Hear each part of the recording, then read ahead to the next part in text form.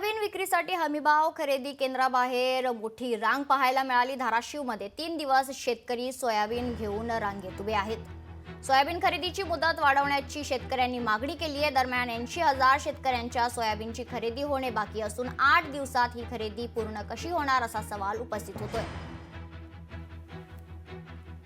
दरम्यान अंदोरा येथील खरेदी केंद्रावरून याचाच आढावा घेतलाय आमचे प्रतिनिधी ओमकार कुलकर्णी यांनी।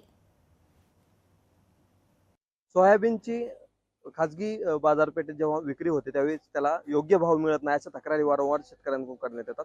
याच अनुषंगाने सरकारकडून हमीभाव खरेदी केंद्र सुरू करण्यात आलेले आहेत आणि या हमीभाव खरेदी केंद्र जे आहेत ते आता 31 जानेवारीपर्यंत चालणार आहेत। याच्या बाहेर जर पाहिलं तर मोठ्या प्रमाणात आता वाहनांच्या रांगा लागलेल्या पाहायला मिळतात। या ठिकाणी जर पाहिलं तर शेतकरी जे आहेत ते आपलं सोयाबीन हमीभावाने विक्रीसाठी या ठिकाणी घेऊन आलेले पाहायला मिळतात।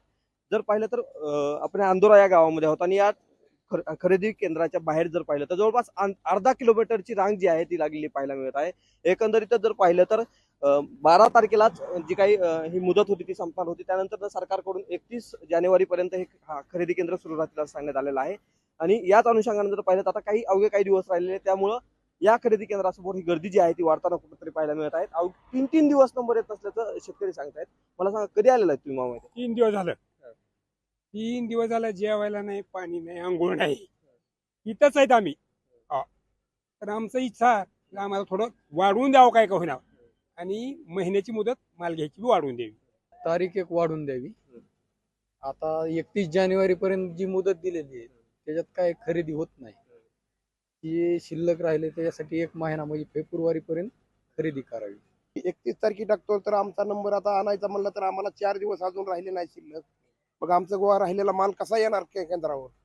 तर त्यासाठी आम्हाला 1 महिन्याची मुदत वाढवून द्यावी आणि काय हमी भावापेक्षा काही शासनाने बोनस म्हणून अजून शेतकऱ्याला द्यावा एवढीच आमची इच्छा आहे, बाकी काही नाही।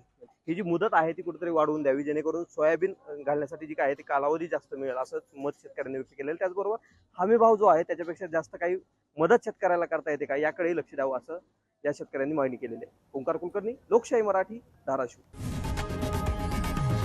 लोकशाही मराठी ऐका, पहा, जागरूक रहा।